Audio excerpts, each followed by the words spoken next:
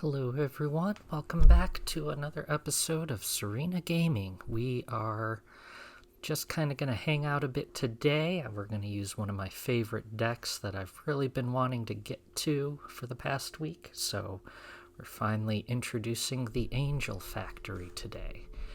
Now, this is a black-white Angel deck, 141 cards, so it's big but not my largest deck. And obviously it's all about getting out a massive number of angels. If any of you have seen my screenshots of games that I post on Twitter, I can get a pretty good army out there if things line up correctly. So what do we have in here that's important? Speaker of the Heavens was actually out of the deck for a while. I just put him back in because I realized, while I wasn't always getting up to that life value needed to generate it, it is good to have a one drop out there just in case. There are a bunch of control-y type things because it takes a while to build up. So you have Blood Chief's Thirst, Swift Response, D-Spark. I think those are the majors. Oh, Shatter the Skies.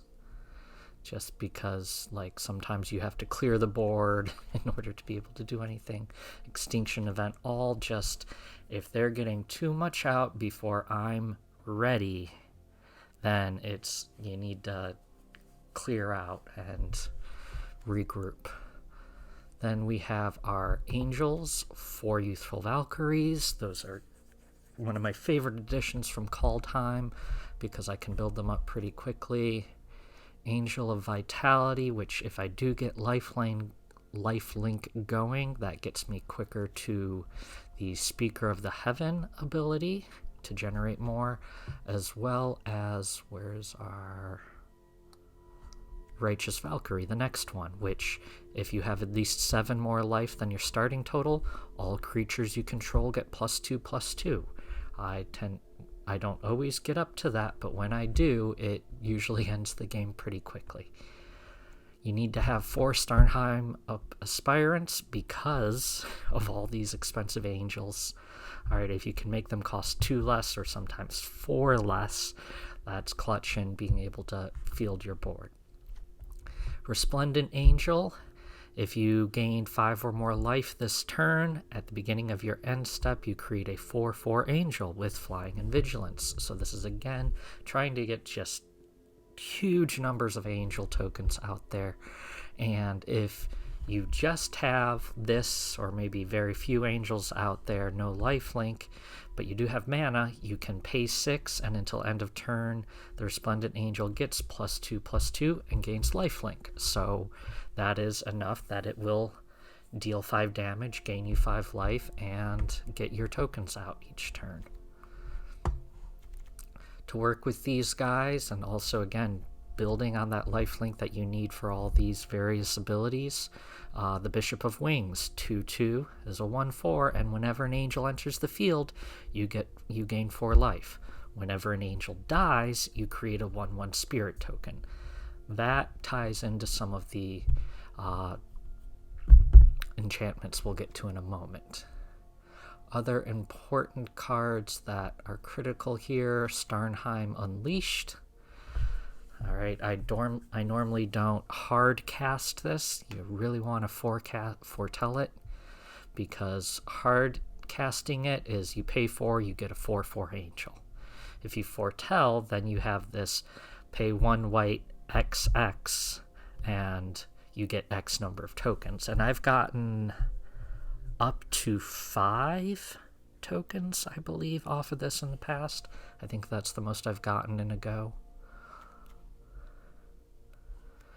Seraph of the Scales. I like this. You can, if you pay 1 white, you give it Vigilance. Pay it 1 black, you give it Death Touch. And it has Afterlife 2, which gives you 2 more 1/1 tokens, which can be helpful. This is often out there to be sacrificed. Alright, if I know somebody's coming in with something big, put this out, give it Death Touch when the enemy comes at it, and yes, you lose your Seraph, but you still have 2 flyers for future blocking. Firja, not sure where they're going with that pronunciation. All right, create an angel token and then step 2 is until end of turn, angels you control gain destroy target creature with power less than this creature's power. This is often used, it's extremely helpful. People try to get rid of the enchantment because if they have a 1/1 or some smaller creature that they're using for an extra ability, they're not going to come in and attack with it. So if you can get to second stage of Firja's Retribution with an angel out, you just tap your angel to kill it. You don't have to draw it into battle. And finally, the last step is angels you control gain double strike until end of turn. Alright, that speaks for itself. If you have a few angels out there, it's brutal. Other important angels of sanctions. When it comes out, you may exile a target non-land permanent and opponent controls until it leaves the battlefield. And then it also has Embalm, where you pay 6 and create a token and do the same thing again. So it's expensive. You have to pay 5 to summon it the first time. If it's killed, you have to pay 6 for the second time, but you do have the opportunity to exile 2 permanents. Or I often have to exile the same permanent twice, just bring it back. Baneslayer Angel, flying, first strike, lifelink, what's not to love? You gotta have those. This is one I discovered and added recently. This is Cathar's Crusade. Whenever a creature enters the battlefield under your control, put a 1/1 counter on each creature you control. When you start generating all these extra tokens, when you have a Resplendent Angel or you're playing Starnheim Unleashed, those tokens add up quickly. Divine Visitation, one of the reasons this is a historic deck, it had to be a historic deck, I can't make it work nearly as well in standard, is because I had to have this enchantment available. If one or more tokens that would be created under your control, that, alright, you make 4/4 white angel creatures instead. So anytime you have a Bishops of Wings and something dies and your angel dies, instead of creating a 1/1 spirit, you get a 4/4 angel. Whenever, where's the other one? The Seraph of Scales dies. Instead of getting 2 1/1s, you get 2 4/4s when it dies. That is a trade I will make any day.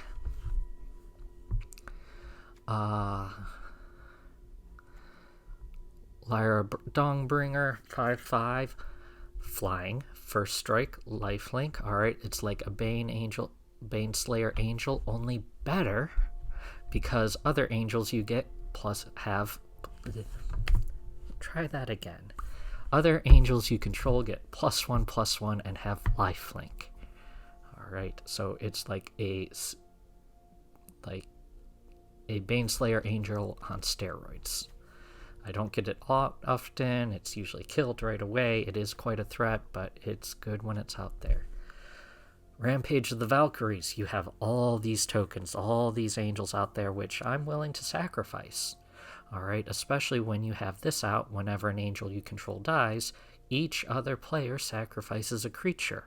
If you get a couple of these out, which I have done before, every time an angel dies, your opponent sacrifices 2 creatures. So you get pretty willing to sacrifice things when you have those out. Valkyrie Harbinger. I'm surprised I have 4. I may cut back on that because it's expensive. It's 6, but if you gain 4 or more life, you get a 4/4 creature or a 4/4 angel with flying and vigilance. Alright, whereas the Resplendent Angel, you pay 3, but you have to get 4 in a life. With the Harbinger, you only need to gain 4 life. That's why it's more expensive, because they're making it easier to get your tokens out, especially if you have a Bishop of Wings.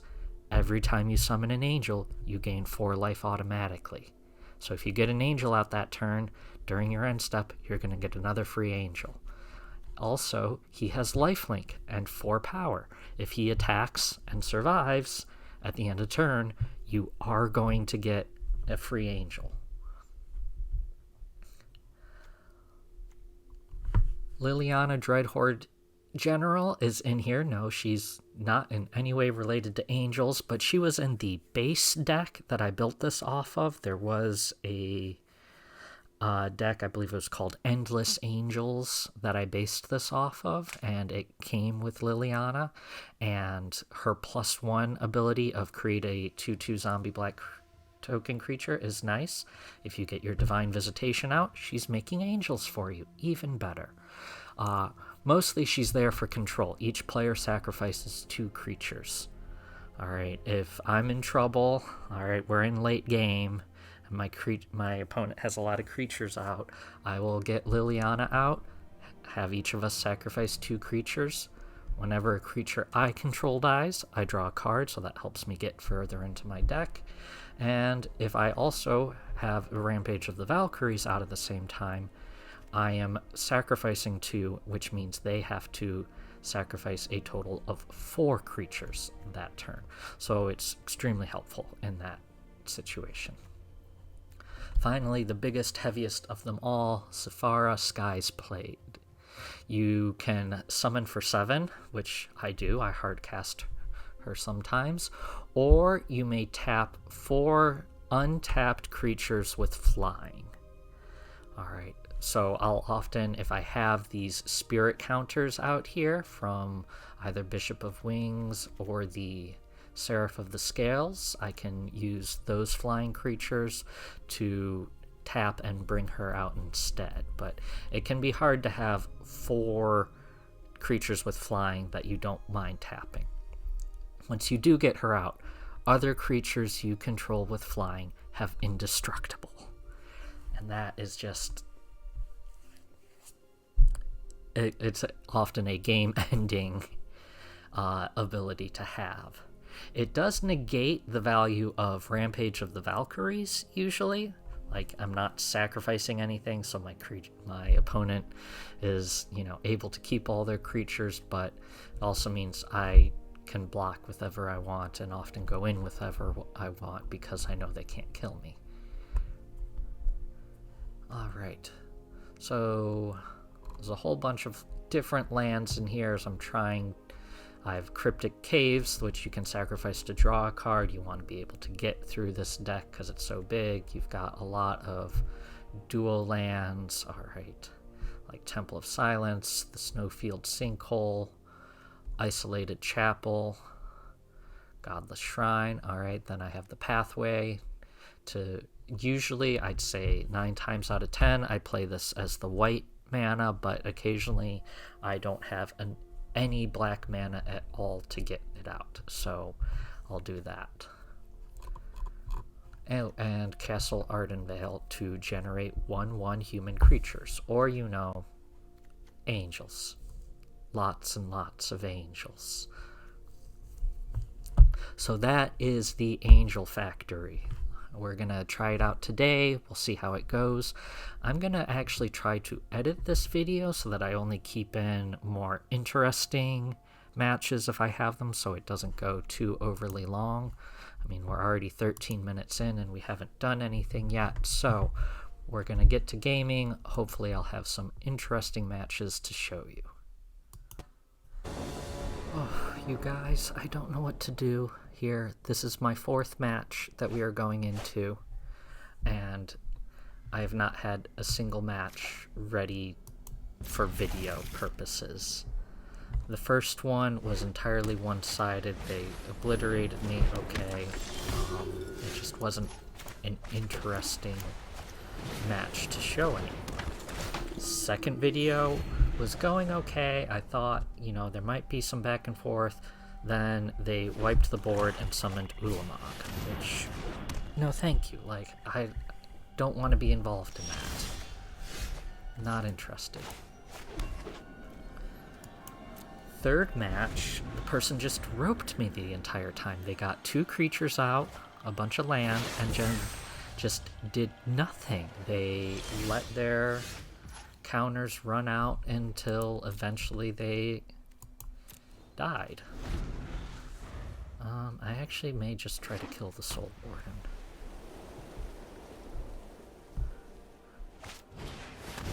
Or not. Actually, yeah. Let's kill the Soul Warden.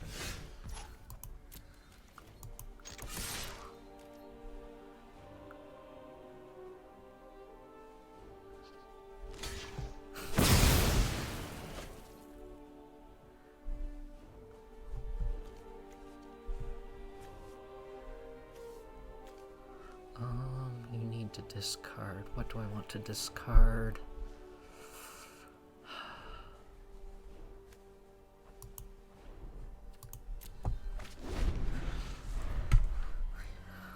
Getting a little bit mana screwed.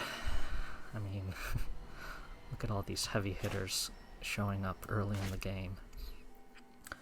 One of the comments I made in an earlier match, which is getting edited out of this video, is that I would very much like an option in Arena where at the end of the game you can choose to show your opponent your hand.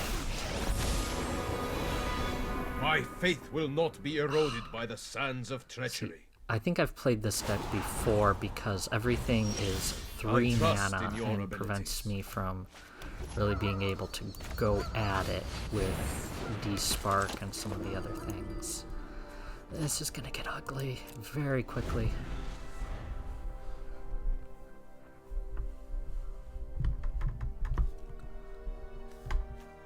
But I can get Righteous Valkyrie and Lyra Dawnbreaker out.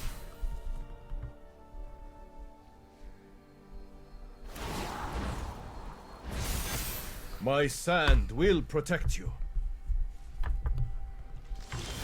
Oh, thank you, I appreciate that.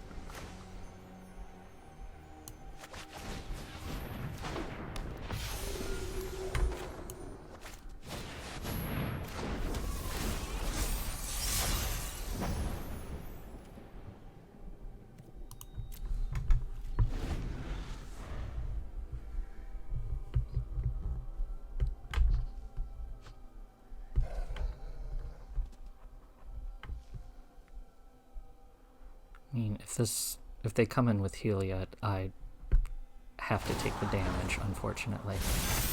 I trust in your abilities.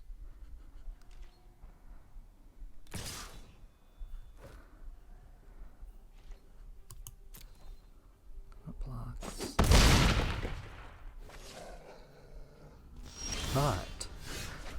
But, Resplendent Angel.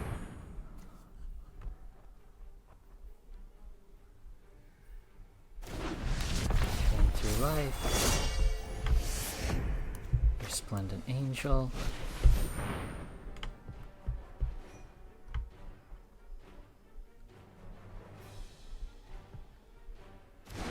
Gain 3 life. No, gain 4 life because they're getting +1 from Lyra.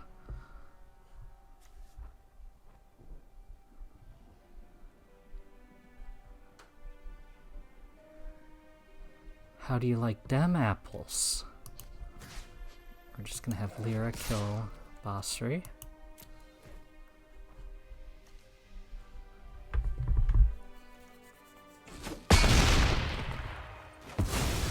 Fall back!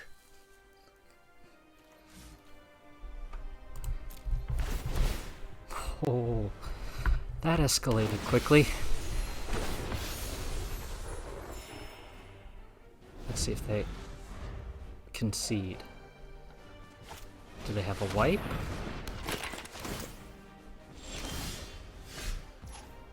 Unless they have a wipe, I don't know where they're going with this.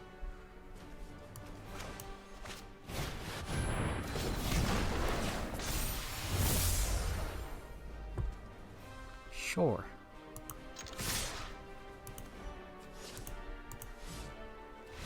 Yep, that's what I thought.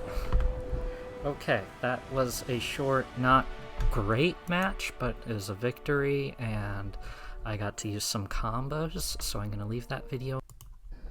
Going in again. Oh, hi. Hi, Professor Onyx. Looking good. We will try to make this work. I'd prefer to have more land, but we'll get there. Oh, right. I cannot play 2 land in a single turn. Oops. What are you? Spells with flash cost 1 less. Oof. So I have to be careful when attacking.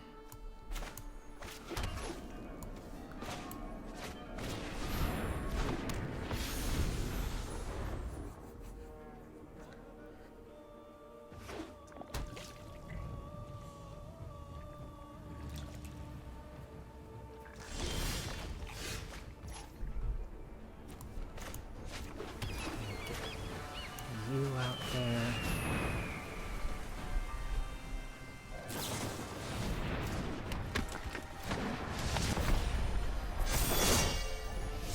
Okay, they've used up all their mana, so no more flash.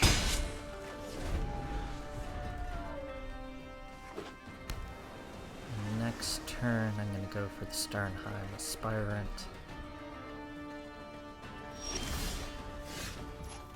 Ooh.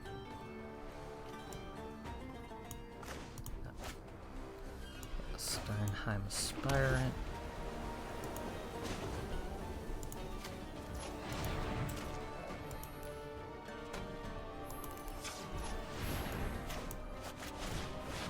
Leaving 1 white open.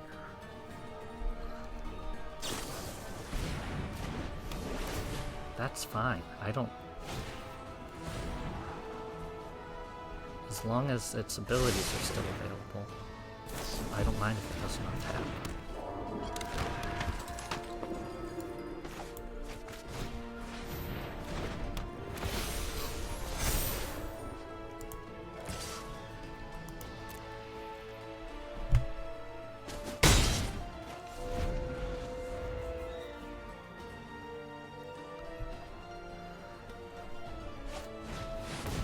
Oh, questing beast. That is a problem. You create problems.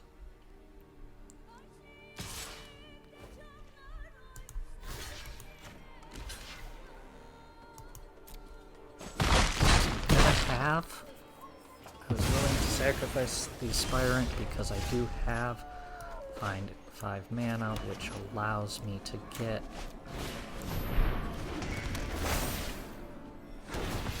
more stuff out there.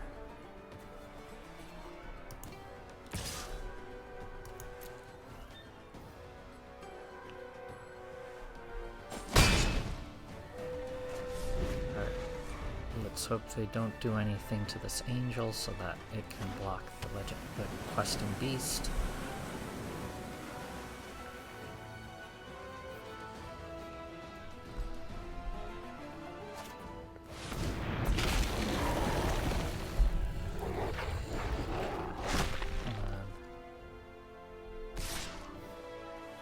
Yeah, you copied a legendary item.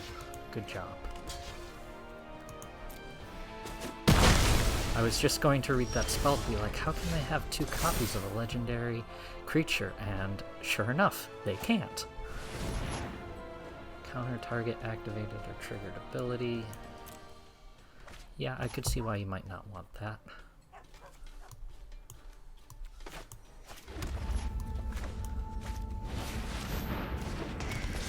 But can you do it again?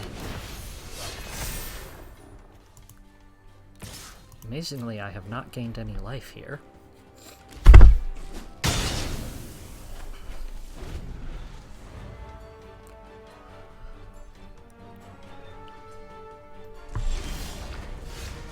Do nothing.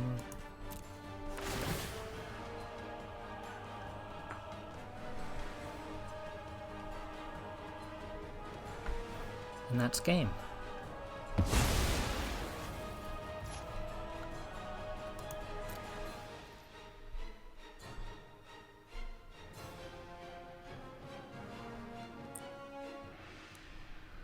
I mean, I'm not sure what flash you're gonna get out that's gonna take on these. Or you could just rope me. That's also an option. We've seen a bit of roping today already. Turn target creature or planeswalker. Okay.